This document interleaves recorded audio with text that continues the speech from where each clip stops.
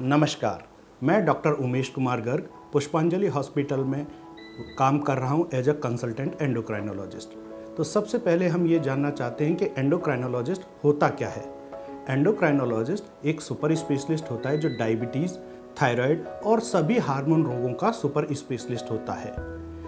इस एंडोक्राइनोलॉजिस्ट से किस लोगों को मिलना चाहिए, किन लोगों की बीमारियों से ये संबंधित है और किन लोगों को इसका लाभ होता है।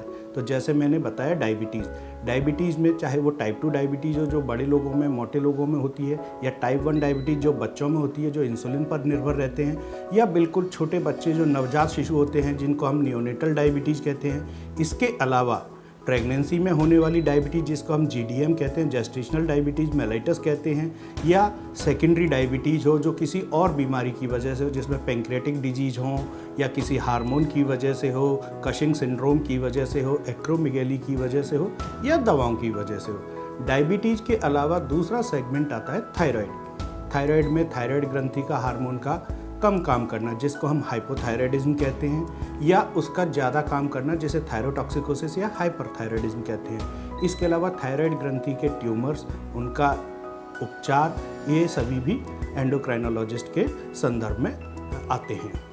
तीसरी चीज़ आती है पीडियाट्रिक एंड एडोलेसेंट एंडोक्राइनोलॉजी। छोटे बच्चों का जिनकी शारीरिक ग्रोथ नहीं हो रही है, कद नहीं बढ़ रहा है, या उनका शारीरिक और रिप्रोडक्टिव विकास नहीं हो रहा है, बच्चों में उम्र होने के बावजूद दाढ़ी, मूंछ या जननांगों का विकास नहीं हो रहा है, लड़कियों में माहवारी नहीं आ रही है और छातियों का विकास नहीं हो रहा है, या इसके विपरीत दिशा में हम बात करें कि कम उम्र में ही प्यूबर्टी का आना जिसे हम प्रिकॉशियस प्यूबर्टी कहते हैं, 5 साल के बच्चों में ही विकास हो जाना या बच्चियों में माहवारी का आना, ये सभी विभाग भी एंडोक्राइनोलॉजी के अंदर आते हैं।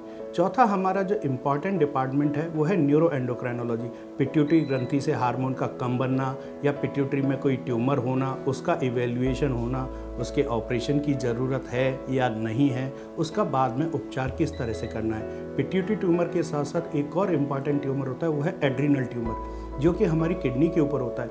उस गांठ को हमें निकालना है या उसका कोई दवा से इलाज करना है, फॉलोअप करना है, ये सभी एंडोक्राइन में आता है। इनके अलावा कुछ इंपॉर्टेंट हैं वो है रिप्रोडक्टिव एंडोक्राइनोलॉजी। रिप्रोडक्टिव एंडोक्राइनोलॉजी हमने बात की कॉमन प्रिकॉशियस प्यूबर्टी या डिलेड प्यूबर्टी की। इसके अलावा PCOD सबसे कॉमन बीमारी है जिसमें लड़कियों को वजन बढ़ना, चेहरे पर बाल ज़्यादा आना, माहवारी का नहीं आना या अनियमित तरीके से आना, या बच्चे होने में तकलीफ का होना, ये सभी मरीज भी एंडोक्राइनोलॉजिस्ट से संपर्क कर सकते हैं। इसके अलावा कम उम्र पर ही महीनों का बंद हो जाना, 40 साल से स्पेशली कम उम्र पर माहवारी का बंद हो जाना, यह भी एंडोक्राइनोलॉजिस्ट के संदर्भ में आता है। माहवारी के बाद जो होने वाली समस्या हैं, मेनोपॉज सिम्टम्स, ये भी इसके लिए आप एंडोक्राइनोलॉजिस्ट से संपर्क कर सकते हैं। एक और दूसरा विभाग है वो है bone and mineral endocrinology. Parathyroid gland का अधिक काम करना जिससे आपकी हड्डियाँ कमज़ोर हो जाती हैं, बार बार फ्रैक्चर होता है, या इसके अलावा आपके गुर्दे में बार बार पथरियाँ बनने लगती हैं, तो ये सभी भी एंडोक्राइनोलॉजी के अंदर आती हैं। इसके अलावा ओल्ड एज में होने वाली ऑस्टियोपोरोसिस जो 40, 50, 60 के बाद हड्डियां कमज़ोर हो जाती है जिससे फ्रैक्चर होते हैं, या बच्चों में हड्डियों का कमज़ोर होना जिससे उनकी कद नहीं बढ़ता या हड्डियां टेढ़ी मेढ़ी हो जाती हैं, घुटने या तो अड़ जाते हैं या दूर दूर हो जाते हैं, ये जिसको रिकेट्स कहते हैं, ये सभी एंडोक्राइनोलॉजिस्ट के अंडर में आते हैं।